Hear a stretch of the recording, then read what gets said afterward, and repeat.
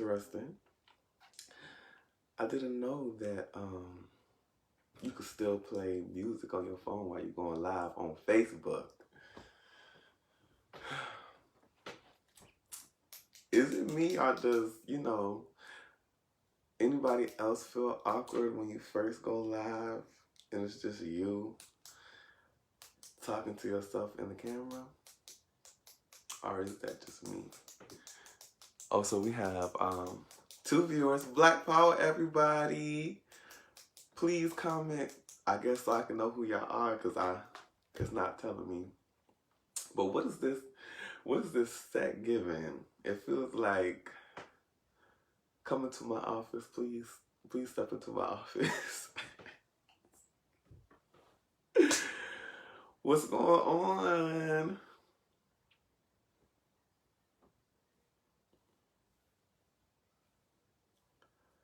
If y'all watching me right now, just playing in my head, I don't know if it's because the live is taking a little second to let me know who's on. But let's see, can you comment?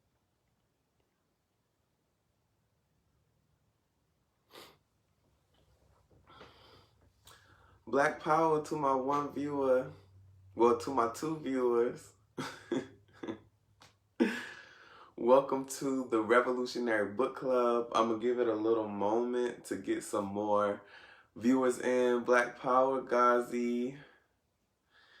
So we can get this party started. Please like and share, y'all. Please like and share. Coming to my office. I'm in my office right now. Sipping a little tea,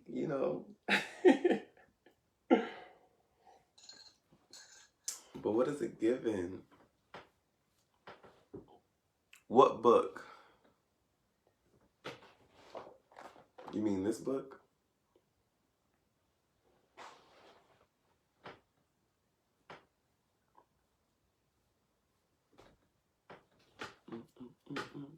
Happy Sunday, y'all. Happy Black Power Sunday. So let's see, what time is it now? It's 11:03. Oh. I'm not, well, yeah, I can hold it right here, but I'm going to have to go through it so people not going to really be able to see it.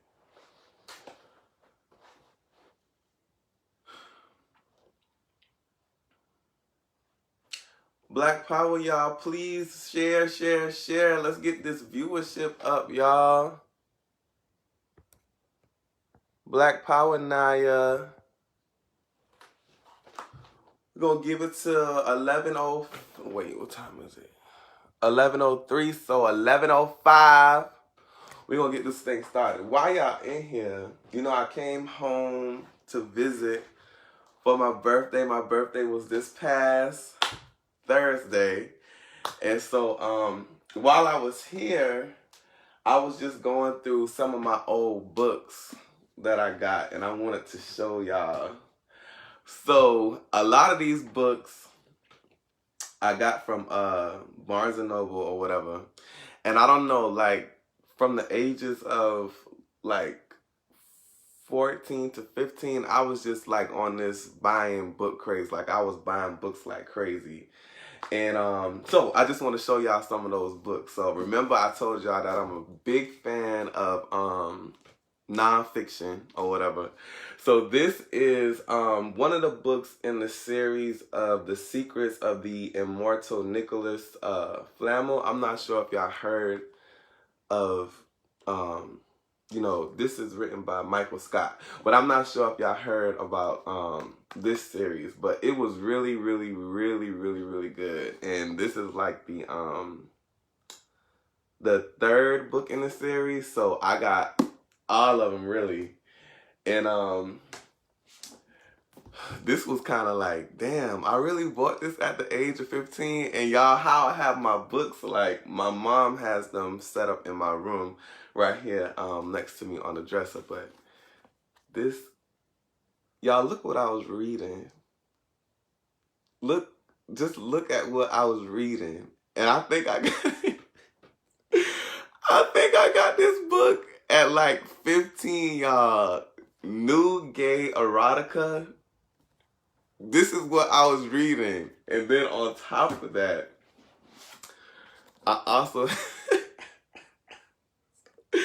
I also got this book too. What is it? Homosexuality and Civilization. I was on some other shit, y'all. Like, I was on some other stuff.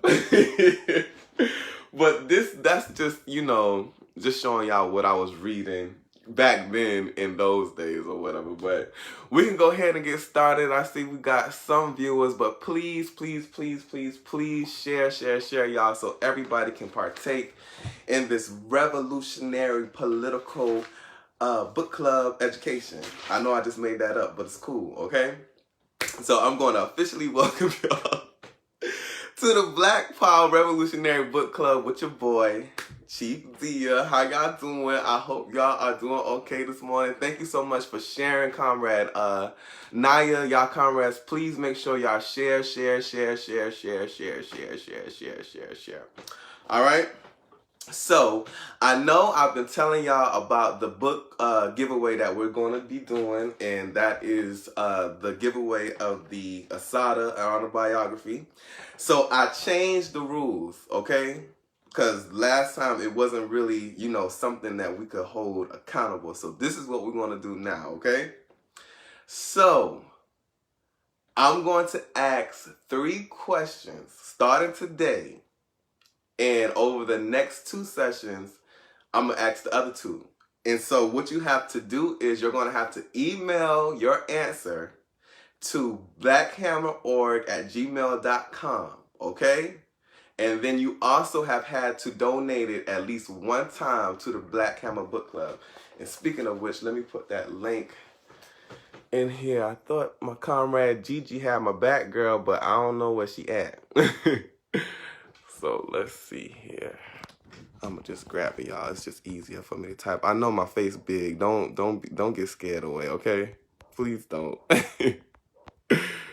Let's see.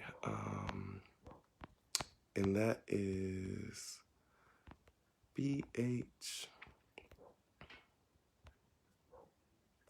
Book Club and Blackhammer.org and GoFundMe.com/BlackhammerOrg. Let me pin that real quick. Alrighty. So there are all the links. As you all know, the Black Hammer Book Club serves as a fundraiser for Black Hammer. So please go and donate at Cash App. You can donate at, the Cash App is BH Book Club. You can also donate at blackhammer.org, and you can also donate at gofundme.com/blackhammerorg. All right, so back to the book giveaway, okay? So I'm asking the first question today, and then the next 2, the next 2 sessions, I'll give the next 2 questions. So it's gonna be 2 questions pertaining to the book, and then just one random question, okay? So the first question that I'm going to ask right now, let me find it.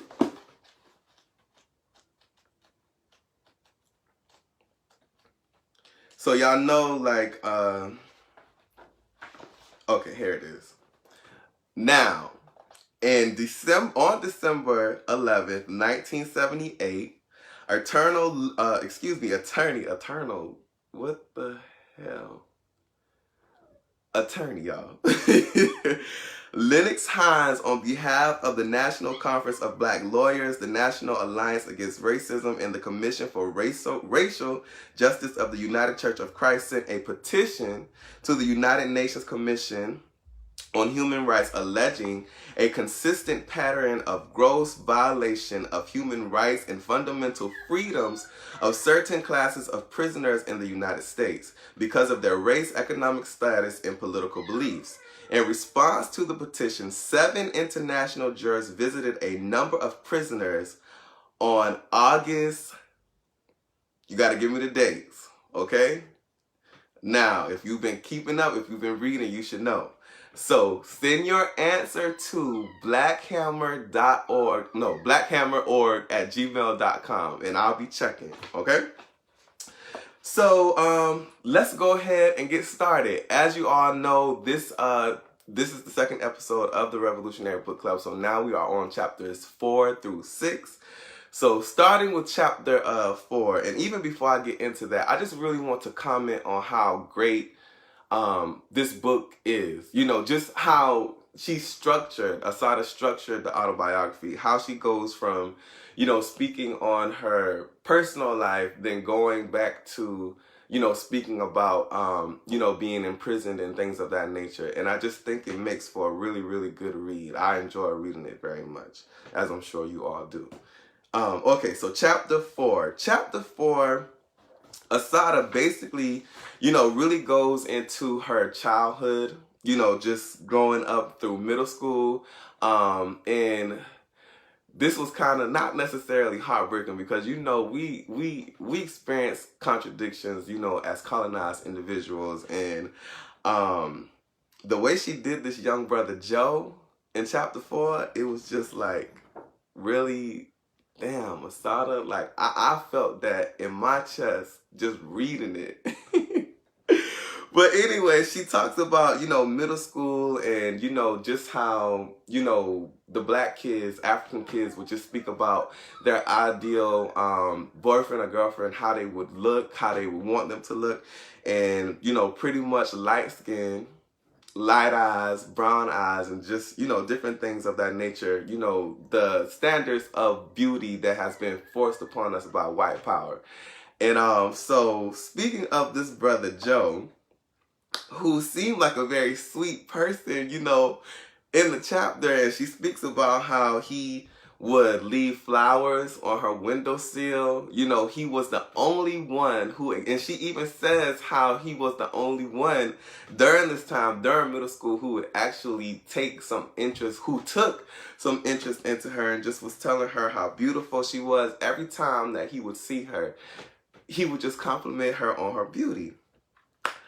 So one day, I guess Mr. Joe, you know, grew some balls and decided that he wanted to, you know, ask Assata out. And, you know, it's just, even me sitting here laughing, you know, talking about it, I mean, honestly, on a serious tip, that just goes to show you how internalized, you know, it is for us to basically practice, well, not practice, but, you know, it's a display of the self-hatred that we have internalized. And, you know, just my reaction to reading it and, you know, having this, you know, lighthearted, what could you say, like, reaction to it, I guess. It just shows, you know, how normalized it has become for, you know, black people, for African people to, you know, talk about ourselves in derogatory ways and just be fine with it, be okay with it. And, you know, it's really not. But shit, we face so much stuff, you gotta laugh to keep from crying sometimes. Or you could join a revolutionary organization like Black Hammer. So let's read, I'm gonna read the part that, where she, basically just shitted all on this man, y'all. It was terrible. Will you go with me? I want you to be my girl. So this is Joe asking her out. Somehow I was shocked. Did he really think I would go with him and ruin my reputation forever? No, I answered. No, he repeated. Why not? I didn't know what to say. My tongue became heavy and twisted. I started to stutter. Nothing came out of my mouth. Why not? He asked again. I stammered and stuttered, and then, with icy bluntness, I said, because you're too black and ugly. I will never forget the look on his face.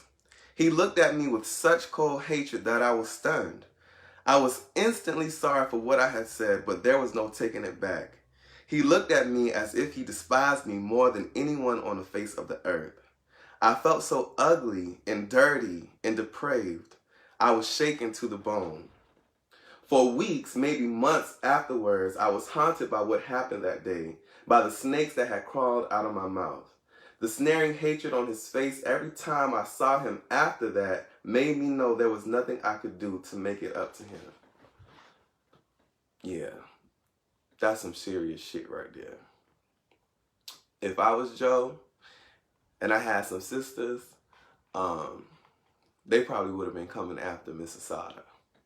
You know what I'm saying? But just back to my my earlier point about, this internalized hatred that we have as African and colonized people. And I can even remember, being younger and dreaming up what my soulmate might look like, or, and it's just tall, light skin, green or light brown eyes, pretty teeth, and just all of these different ideas, again, that have been placed into our heads by white power. And another thing she does in this chapter, of course she sums this up, and we don't have to get into all of that, but yeah, we just have to realize how normalized, self-hatred has become, within the African nation, within the black community. And that's something that we have to continuously, fight against. What also stood out in this chapter is how Assata speaks about her stepdad and her mom, like splitting up. And she sums it up, by saying that you have this African couple, this African man and this African woman, who are basically working their asses off each and every single day, as we've seen our parents, our friends' parents, how African people do, fighting every day to live in colonialism. And she just speaks about how, how black people, we try to model our relationships after the oppressor. And, for the past 600 years, the example that our oppressors have set, that's the only thing that we have known. So you have a black man, African man, who would come home to his wife, who probably just got off of a 9-hour, 10-hour shift at work, and he wants to know why his dinner isn't made, because he can turn on his television and see some white man who's bringing home all of the bacon, got his new damn Cadillac and all of that other shit, and he wants to know why can't he have that. And in present reality, the reality that we live in as colonized individuals, that's not how it works for African people. Because, bitch, you come home, I come home after work, and you asking me where your dinner at, I'm going to ask you, where's my dinner? So, yeah, she speaks about that, and she speaks about the first time she ran away. Now, this was very funny to read. She runs away to her aunt's house, Evelyn, who is later, as we see in the book, she's actually defending her as her attorney or whatever. But she speaks about how she first ran away and she was sleeping on her steps, of Evelyn's steps or whatever, and just how it was so exciting and exhilarating, as she described it, to just go walk around with this big ass suitcase that she was just wheeling around, seeing drunk people, being able to, see the hustlers on the corner, doing what they do and all of that good stuff. So now it's time for hashtag read that back. And my hashtag read that back portion of chapter 4 was when she spoke about how she ran away to this little black girl's house by the name of Tina. or whatever, and she just spoke about how Tina's mom was so open to her staying there. You know, like she came there, she gave her food. Oh, Black Power! Thank you, Kevra Onyx, for your donation. Black Power. So she was just speaking about how, you know, welcoming Tina's mom was or whatever, and so hashtag read that back. Tina's mom, stone cold working class mom, okay? And this is how you know she was stone working class mom. So she says, she must have seen me staring at her too, because she told me, and well, wait, before I read that part. Now, Tina and her mama, they were some boosters, okay? If you know what a booster is, you know what a booster is. So basically, you go into the store and you take stuff. You boost it. You boost clothes, you boost food, you do whatever. You boost whatever you can go back and sell in the community. So hashtag read that back. This is when Tina's mom just makes it plain and makes it known, hey, we got to do what we got to do. So she says, she must have seen me staring at her too, because she told me, that's right, I steal and my kids steal too. They're trying to take my house from me. They're trying to take everything I got. I got to survive by the best way I know how. But it ain't really stealing. It's just a discount. You need a discount. High as these stores is, we call it the 5-finger discount. She started laughing.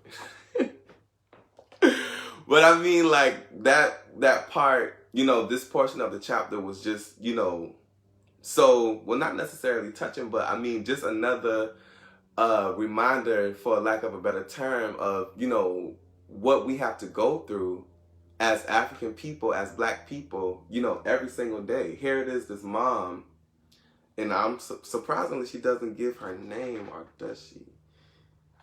Let's see. I don't think she did, because I don't remember reading it. But, you know, just, I grew up in the hood where moms would go into Walmart with sweatpants on, backpacks, you know, different things to hide, packs of meat in, groceries, and all of these different kind of things, you know, as the sister is saying in this book, just to survive. And I know we're reading it in a book, but, you know, this is an autobiography which pertains to real events, real life events. And just because it's in a book doesn't mean that it's not happening currently right now. And, you know, again, this just is a reminder of what it is for African people, for colonized people, to live under white power, to live under oppression, to have to worry about if our house is getting taken, to have to worry about how we're going to feed our kids, how we're going to clothe them, how we're going to house them. So, yeah, that was my hashtag read that back part for chapter 4. And I see I got some comments here, so let's see what's going on. All right, so from Comrade Naya, hashtag read that back. Let's see. She says, on page 73, she talked about Black relationships and how it's a miracle if they work out because of all the obstacles. Uh-oh. Another comment popped up, I'm sorry. And how it's a miracle if they work out because of all the obstacles against them, like money and the way they're brought up to think of ourselves. So true, Comrade Naya. All right, we have another hashtag read that back from Comrade Valencia, who says, I was thinking that ain't nothing but reparations. Exactly. I knew a whole family of boosters in the hood where I grew up, period. When I was younger, and hell, even sometimes today, if I'm in Walmart, and you know, if I need a little something,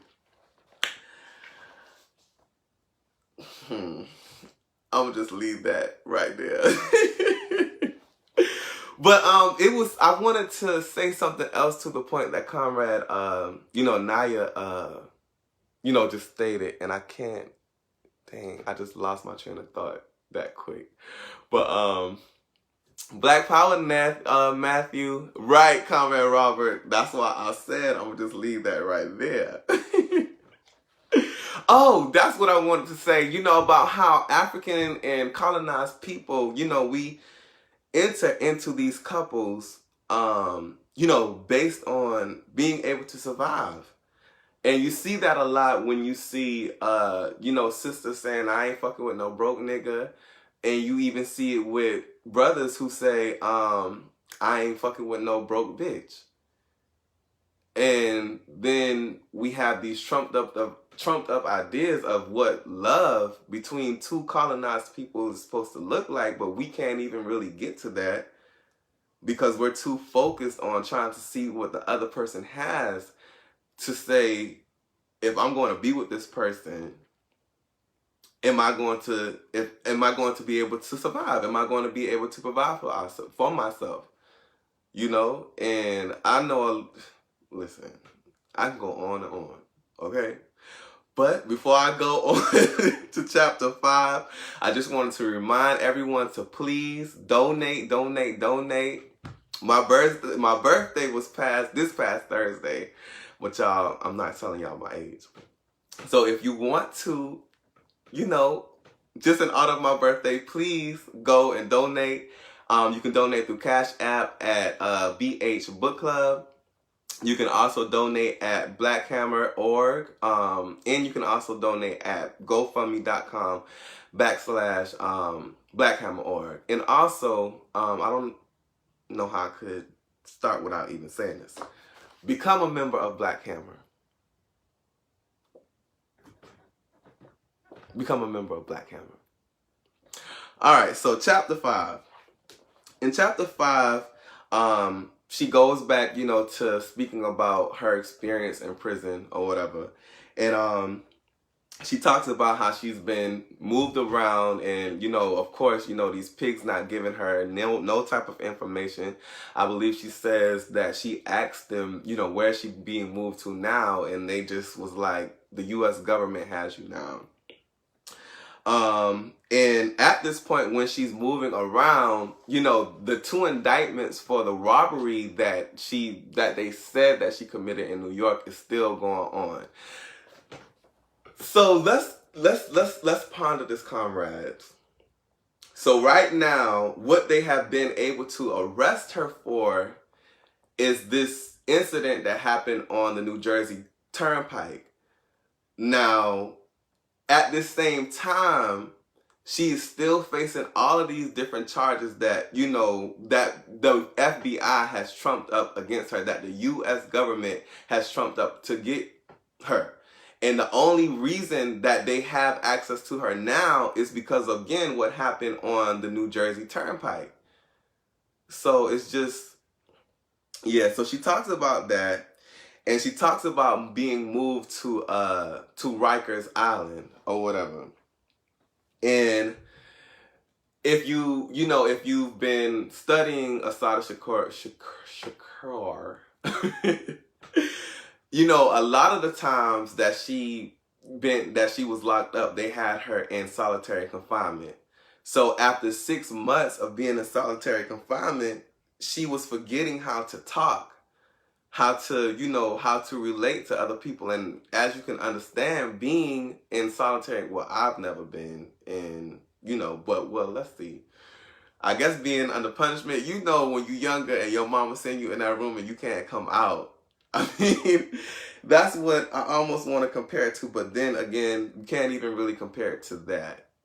You just can't. But being in solitary confinement, not being able to, articulate, coherent sentences and things of that nature. And then we have to understand that this is a tactic of the state, of the court, to keep the lights on, had her in a room with the lights on, all different types of hours, making noise, just so she couldn't, concentrate and focus on what the fuck was happening to her. And as you can see in chapter 5, when you read on, that this judge, this pig, Gagliardi, however the fuck you pronounce that shit, I don't even give a fuck how to pronounce it. But anyway, how they're trying to railroad her and Comrade thought I wrote the name down. Where is it? Let me just a second.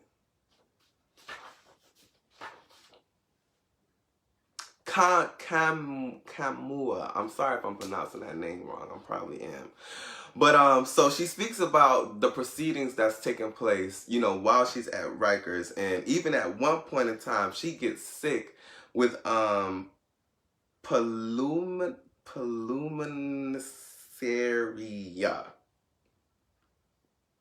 That's my only attempt that I'm going to make at trying to pronounce this damn word. But just to give you an idea of how, you know, like how they were trying to just really just expedite, you know, the execution of Sister Assata. Like, she was sick with this illness, and the judge sent her to, what do you call it?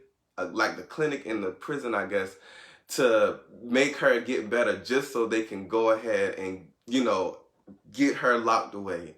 And she even speaks about how Evelyn, who is her aunt and her attorney at the moment, who at one point in time, she just walks out of the courtroom because of all of the bullshit that they are putting Assata and brother I'm gonna say brother Cam through. And she walks out of court. Now, mind you, this court hearing or whatever that they have that she's going through right now, I believe this is taking place in like 1972.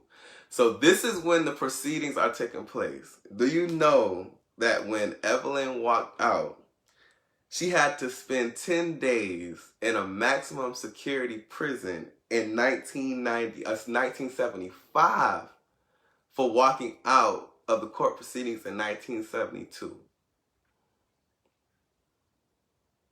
That's ridiculous. That's ridiculous. So she talks about that, and even they got to a point where her and Sister Evelyn fell out, and Assata decided that she wanted to defend herself. So that's basically what happened in chapter 5, and the hashtag read that back part for me of chapter 5, and which was really when I read it, it was just like I had to reflect upon it, you know, because I've always stated that I wanted to have children. And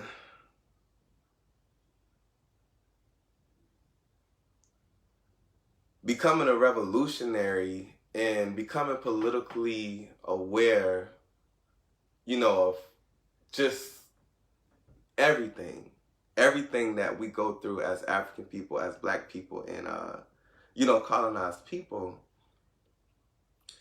I mean, it's not necessarily a matter of being able to have children, but it's just, do you want to have children?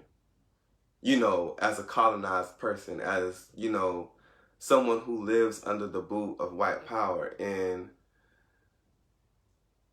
y'all, I found my I'm not gonna bring it on camera, but I found my old diary or whatever, my old journal, and, you know, I was able to read it, you know, being home this time, and just all of the different things that I would write about, you know, like my future, like how many children that, you know, I wanted to have. Would they be boys? Would they be girls? What would I name them? And now you're just faced with the question, should I bring another human being into this world, you know, in the state that it's in now, while capitalism still exists, while colonialism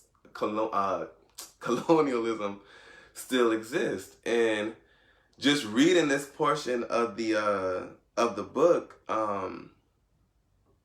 I was really confronted with that. And then to think that, you know, my oldest brother just had a baby, like, not even maybe 3 weeks ago. Her name is Corey, and I was able to see her for the first time yesterday. And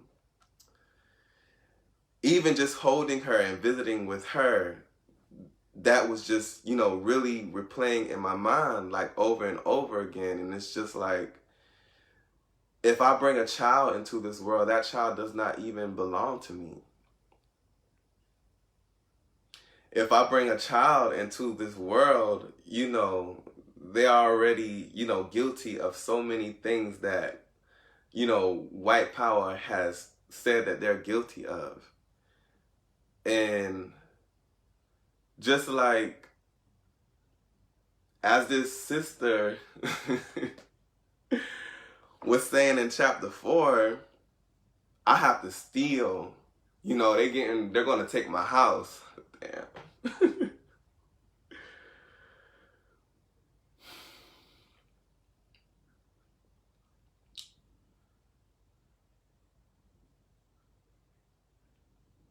How white families can just, decide they want to have 5 to 6 fucking children. And,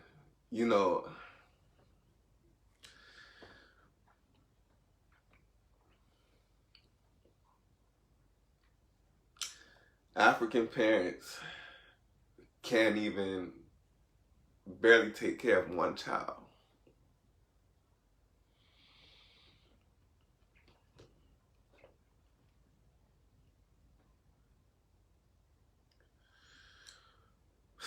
I'm sorry, y'all. Just give me 1 second. I didn't even fuck. So hashtag read that back. Hold on, let me get my tissue real quick, y'all. Damn.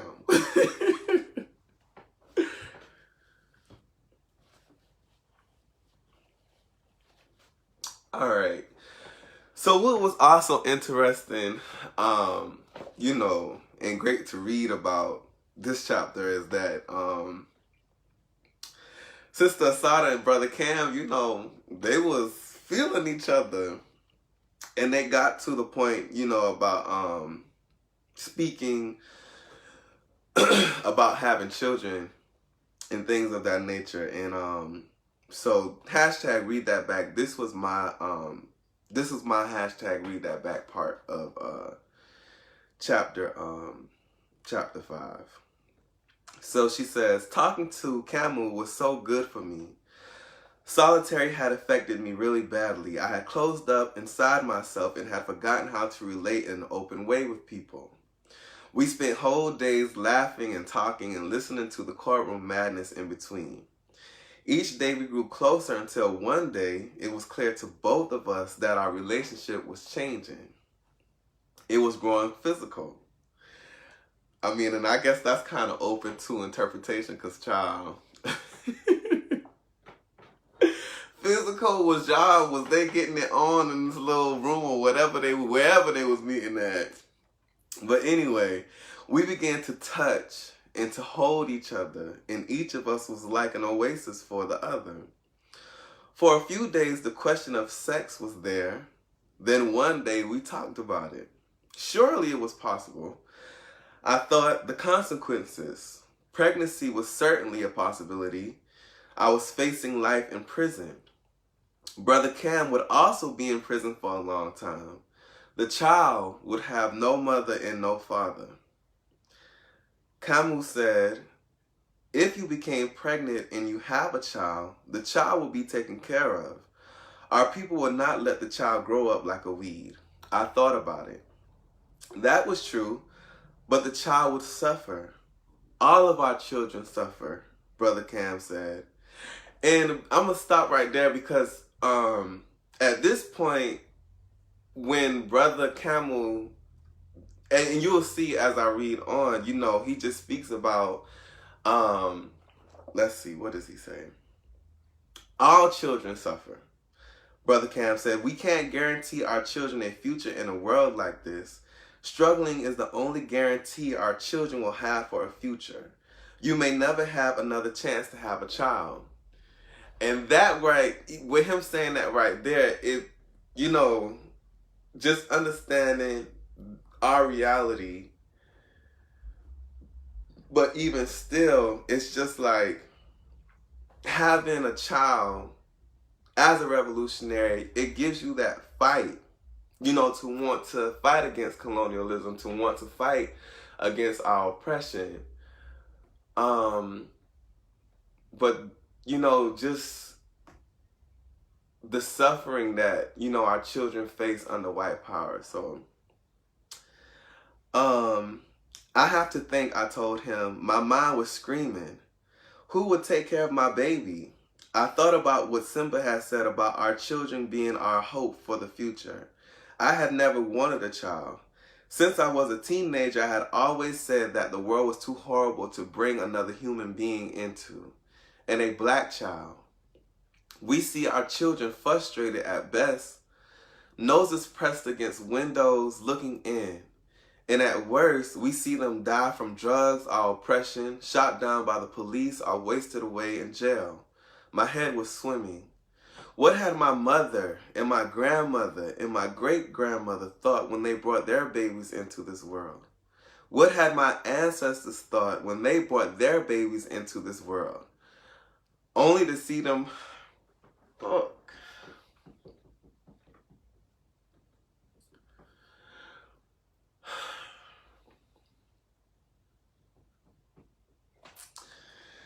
Damn, girl, is my period on right now? What the hell is really going on, y'all? Damn.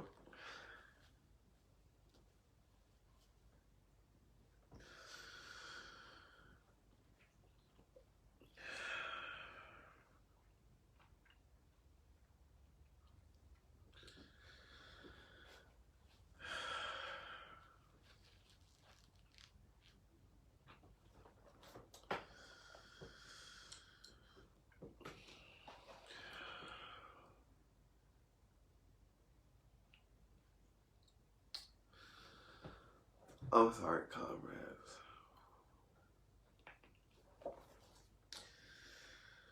Only to see them flogged, raped, bought, and sold. I thought and I thought, how many black children are separated from their parents? How many grow up with their parents? How many grow up with their grandmothers and grandfathers? Didn't I stay with my grandparents until my mother had finished school and was on her feet? I remember all the discussions I had had. I'm a revolutionary, I had said. I don't have time to sit at home and make no babies. So, yeah, that was my hashtag read that back part for the for chapter 5. So, I just want to remind all of our viewers that we are... Oh, shit, I got tissue in my eye, y'all. Is it gone? Okay, I got it.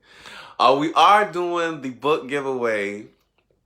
And so, like I laid out in the beginning of today's session, that I'm going to be putting out 3 questions over the course of the next, well, today and then the next 2 sessions that we have. I'll be giving the other 2 questions, of course. But the first question that you have to answer, well, one of the first questions that you have to answer in order to be in, I guess, for the drawing of the book. And I'm going to ask the question again right now. So, on December 11th, 1978, attorney Lennox Hines, on behalf of the National Conference of Black Lawyers, the National Alliance Against Racism, and the Commission for Racial Justice of the United Church of Christ, sent a petition to the United Nations Commission on Human Rights, alleging a consistent pattern of gross violations of human rights and their fundamental freedoms of certain classes of prisoners in the United States because of their race, economic status, and political beliefs. So what you have to answer is, what are the dates did the 7 international jurors visit the prisoners? You know, I guess to evaluate our oppression, you know. So what are the dates? You can send your answer to blackhammerorg@gmail.com. And stay tuned for the next 2 questions. And you have also had to donate it to Black Hammer. So while I'm on that part right there, you can donate through Cash App at Black Hammer Book Club, well as BH Book Club. You can go to blackhammer.org, and you can go to gofundme.com/blackhammer.org. So donate what you can. And I also want to send another thank you to Brother Kiever, who donated this morning as well too. So all right, y'all, we're going to go ahead and move on to chapter 6, which was one of the best chapters that I believe we came across, that I've came across so far, or whatever. But before I go, does anybody go on to chapter 6, does anybody have a portion of chapter 5, hashtag read that back, or any points of discussion or whatever? So hold on, let's see. I'm going to read some of these comments real quick. We have Comrade Naya, who says, and have the gall to police people about having the ability to provide for our children. Yes, Comrade Naya. Yes, we do this for our babies. Right on, Black Power. Black Power, Comrade Robert. Let's see. Sister Naya says, Cam is a political prisoner in Georgia, I believe. Oh, we need to get his information so we can share it on here, and we can write him. Let's see what Comrade Gigi said. Come on, y'all. Comrade Gigi says, even us revolutionaries without babies want to be the best for them. Protect them at all costs. This is why 2 of the biggest Black Hammer campaign we have now are for little C-Note, 12-year-old rapper facing criminal charges for being a kid, and hashtag protect our girls, 2 beautiful girls who are being sent by the state back to their abusers. That's right, Comrade Gigi. Black Power. So, moving on to chapter 6, I thoroughly enjoyed reading this chapter, and again, Sister Assata speaks about the split of her parents, and excuse me, how her mom moved to Jamaica. I ain't from New York. I know some people from New York, but is it Jamaica, Queens, or whatever? I'm not sure what the name of it is or whatever.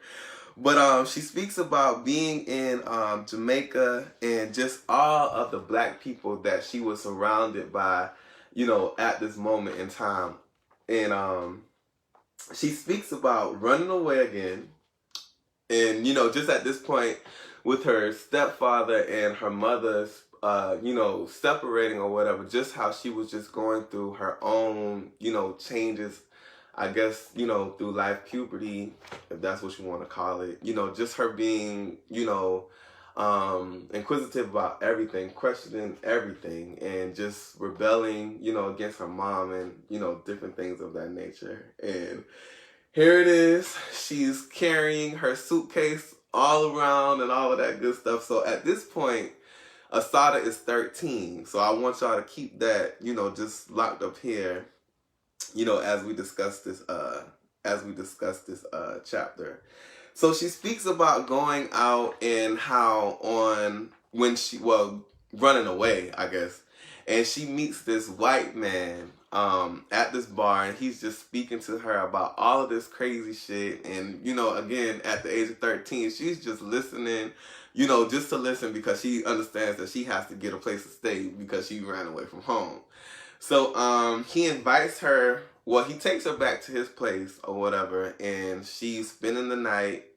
And at one point in time, she gets up during the night to get a drink of water, and this cracker starts flipping on her, talking about are you a nigga spy? They sent you to spy on me, and all this other type of stuff like that. So, of course, she leaves there, and she's back on the street. So, she speaks about how she meets this, she goes to this hotel.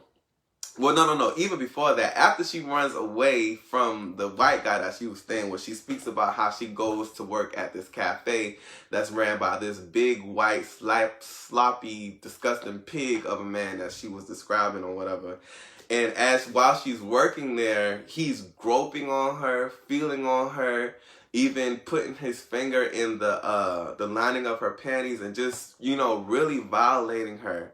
And so she quits, but they don't want to give her her money before she goes. And she's like, I'll call the cops on you and all this other type of stuff like that. And then she threatens the man to tell the other employees, what he was doing to her, in terms of just like pretty much molesting little young Assata as she's working at this restaurant. So after he makes that threat, after she makes that threat, they pay her and she goes. But she goes to, she finds a hotel.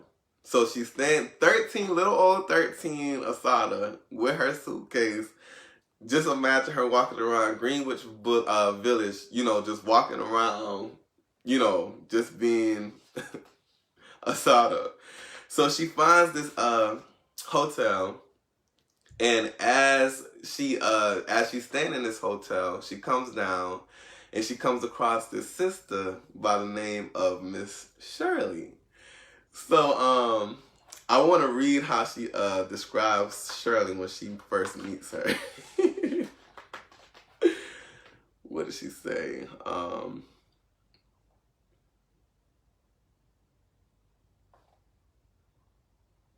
Dang, I can't find it. Okay, she said, I had enough money together to rent a cheap hotel. I got my suitcase and checked into a hotel. I think it was the Hotel Albert. After I had hung up my clothes and taken a shower, I decided to go get something to eat. Downstairs in the lobby, there was this big, tall, black woman dressed to kill. She had black hair with silver streaks running through it, long false eyelashes, and a lot of makeup. So as we learn later on in the chapter, she says that Miss Shirley is a man. I'm not sure at this point. She doesn't elaborate on it, but if Miss Shirley was transitioning or not, but she does say that Shirley is a man or whatever. But just being able to see how Assata speaks of Miss Shirley with so much respect in this chapter, it was just really, heartwarming to me, to read that. And I don't know, at that point, black people, were struggling with, just the contradictions of being, well, not necessarily being, but how to interact with, same gender loving people. And even though Assata wasn't a revolutionary then, but to read about the interaction that she was having with Miss Shirley, that was really endearing to me, and how Miss Shirley was, so protecting of Assata at this point. And this is in like the 1970s, where you can imagine, the height of the AIDS epidemic, and just all of the different shit that, same gender loving African people were facing at that time. And, just to be in this day and time and having, television shows like Pose and, people, African people being able to, find out about the ballroom scene and, the houses and gay mothers and gay parents. And I almost want to say that, Miss Shirley was almost like a mother, and she even says mother, in the chapter. And, just how Miss Shirley was so protecting of her, that was really touching to me. So she also speaks about in this chapter of how she was a barmaid at this bar. 13-year-old little Assata, and if you don't know what a barmaid is, it's pretty much when you go into a bar, and I'm not sure if they do this anymore, but it's supposed to bring like patrons into the bar or whatever. So you have these pretty women who come just sit up at the bar, and you know, men approach them and they buy drinks or whatever, and so you pretty much you're able to make money. Like if say a guy buys a beer at the bar for like maybe $12, the bar gets $6, and then you get the $6 or whatever. So she speaks about that, and then she speaks about how she met this guy at the bar. Well, not necessarily at the bar, but outside the bar. And so he pretty much takes her back to his place. Black Power Comrade Naya, thank you for your donation.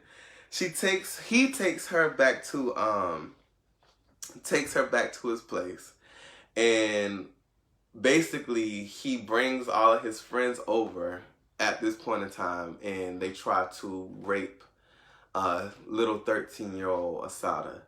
And they're in his mom's place. So it's not funny, but it's just, I mean, it just made, fuck, colonialism. It's not funny, but how she defended herself is she started breaking up all of his mama's shit. So she started throwing vases and everything, you know, just to be able to get out of there. And you know, it was just, yeah, it was really terrible. So hashtag read that back. Oh my gosh.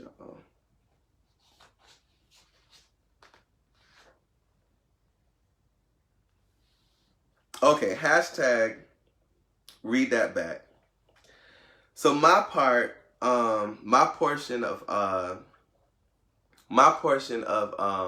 chapter chapter 6, that hashtag read that back again was with Miss Shirley, and she says, yeah, put y'all hashtag read that back part in here, because I feel like I'm rambling, so I want y'all to be able to participate in this discussion as well too.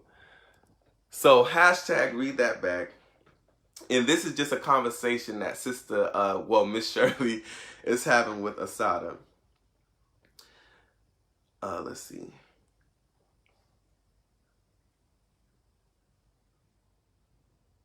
Okay, we split up the money. We had made $45. I rushed back to the hotel. Oh, hold on. Before I read my hashtag read that back part, she also speaks about in this chapter how, you know, a lot of the girls who were working at the bar with Assata was, you know, prostitutes. Well, sex workers, you know, doing what they gotta do to survive. No shade. But she speaks about how she ran into this brother and this sister, and pretty much you could say that the brother was a pimp, because that's what it was. So what they would do is go out, you know, in the village and find these white men or whatever, and, you know, talk to them, pretty much leading them on to think that, you know, they was going to turn some tricks or whatever. So what they would do is take the men to these different abandoned buildings, and they would take the money first though, and then Assata would go up into the building, and then she says that they were able to go into the building and go through some trapdoor or something like that. I'm just speaking from memory. And they would just take the money and then split it. Little Assata was a gangster, y'all. She was a gangster, but hashtag read that back. We split up the money. We had made $45. I rushed back to the hotel. Miss Shirley was there, and we went up to her room for a drink. Little 13-year-old Assata, y'all. I felt like a millionaire. I had the money I had made working in the cafe plus the $45. I whipped out my bankroll and paid Miss Shirley back. Now, girl, I know you ain't got no rich uncle. How did you get all that money? I told her everything. I thought I was so slick. Girl, is you crazy? Do you know what one of these men will do to you if they find you in the street? Girl, these people out here in this street don't give a damn about you. This street will eat your ass alive. Honey, I know what I'm talking about. You done ran away, ain't you? Yeah, I told her I ran away. I knew it all the time. Well, honey, I can't make you go home. If I tried, you'd only run away again. But you're wasting your time and you're wasting your life out here. These people don't care nothing about you. All they want to do is suck your blood. You're a smart girl. What you need to do is go home and finish school. I'm never going home. Well, if you insist on staying out here in these streets, you better start acting like you got some sense. Don't you never let nobody use you and make a fool out of you. What if one of those men had been a crazy man and followed you upstairs? What if the other door had been locked and you hadn't been able to get out? Where is your so-called protection? You mean to tell me that you gonna risk your life for $15, girl? This village ain't nothing to play around with. They got some crazy men's around here. Miss Shirley from Georgia, y'all. They got some crazy men around here that is killing up young girls like you, and one of them cuts their titties off. Girl, as far as I can see, that young boy Ronnie don't want to be nothing but a pimp. He ain't done one thing to earn that money. You better start to use your head. I could see Miss Shirley knew what she was talking about. But what am I going to do, Miss Shirley? You know how hard it is to find a job? Don't worry, honey. I'll come up with something. So hashtag read that back. And even though it's just, a conversation that Sister Shirley is having with little Assata, at this moment. And even later on in the chapter, we find out that, Miss Shirley is, a sex worker as well. And, just for her to, try to impart, this wisdom into little Assata, and just, her herself having to go out on the streets and, sex work, participate in sex work, to survive. And just even, at this day and time, just understanding how we're seeing so many of our African trans sisters just being murdered. And if I'm not mistaken, I think I read up to 14 black trans and colonized women have been murdered this year. But, just to be able to read this conversation that Sister Miss Shirley was having with Comrade Assata, and just, again, how she was, trying to encourage Assata to go home and, to go back to school and, do all of these other things. But then in the back of her mind, she is struggling to survive herself. And it's almost, this thing that we see with, our black parents, even our aunts and our uncles, grandparents, who basically have to, who act as a shield towards us, to, even though they don't understand it as colonialism, at that time or even now, but just what they're trying to shield us from, what they're trying to protect us from. And, just to see Sister Miss Shirley, to take little Assata under her wing like that and to protect her like that, that was just, really endearing for me. So do we have any hashtag read that back parts that you guys want to discuss? Please put them in the comments. And it was another portion of chapter 6 that stood out to me. And it's I'm gonna read it. It's the last portion of the chapter, where it says, this is when Comrade Assata, she runs into somebody who she knows out on the streets. And of course, this person goes back and calls her Aunt Evelyn. So she says, where have you been? What have you been doing? Where have you been staying? What have you been doing for money? How have you been eating? She asked a million questions more. When Evelyn questioned me, she sounded like a lawyer cross-examining a witness. In about an hour, I had broken down and told her everything. She demanded that I take her to the hotel where I was staying. After I had packed my things, she told the guy behind the desk, Do you know that you've had a 13-year-old girl staying here? I could have you prosecuted for contributing to the delinquency of a minor. The guy looked at me like he just couldn't believe it. I could have crawled under the floor. Then she called up Tony's and told him the same thing. I was dying of embarrassment, but in a way I was glad it was over. I was getting tired of the streets. I was tired of being grown, and I wanted to be a kid again. And just that, that last line, where she says, I was tired of being grown, and I wanted to be a kid again. And it just made me question, at that point, and at that point of reading is, just do African children, do black children, do colonized children even have, the luxury of actually being a child, of actually experiencing a childhood? And I'm gonna leave that right there.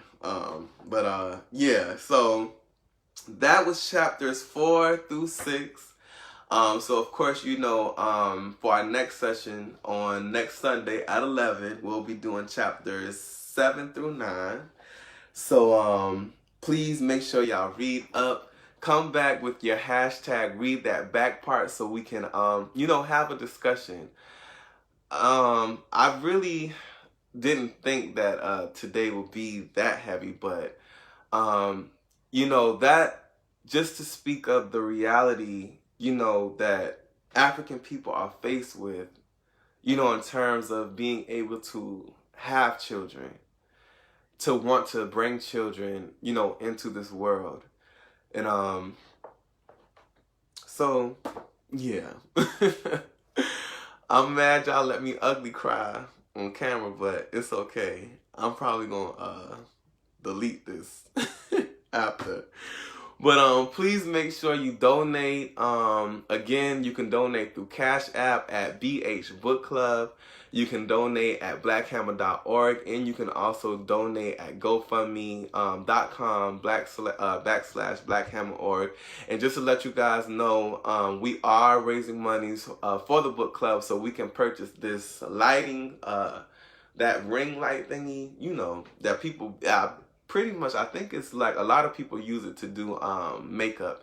And then they also have this, but this one in particular has a phone holder or whatever. It can hold your phone, So just so I can look more professional for y'all, and just make this thing really pop so we can get, this political education out to the masses. But again, for this session, I really enjoyed reading chapter 6. That was my favorite chapter so far of the autobiography. So meet me back here again, y'all, on Sunday at 11 o'clock. But please make sure, I think you can put on your notifications to let, for Black Hammer, to let you guys know when we're going live. Just not only for the book club, but anytime that Black Hammer goes live. So make sure you put your notifications on so you can get this political education. So next week we're gonna have the next question that I'm going to ask. So if you want, you're going to get Assata, and it's going to a copy of Assata, an autobiography, and I'm gonna sign it for you. So you have to answer the 3 questions, and you have had to donate at least once. So I'll put out the first question today, and we got 2 more questions to go. So again, you can email your answer to blackhammerorg@gmail.com. And so the question was, what are the dates that the International Jurist of the United Nations Commission for Peace, Justice, or some white leftist ass bullshit? What dates did they visit the what dates did they visit the prisoners here in America to assess the bullshit? All right, so y'all enjoy the rest of your Sunday. Get out, do something, go walk in, or read some more of Assata. And also, if you've been watching and you don't have if you don't have access to Assata and autobiography, we got you. We got you with the free PDF file. All you have to do is hit us up on any of our social media. You can leave a comment here, and my comrades Gigi or Robert will follow up with you to get you the copy of the PDF. So yeah, Black Power.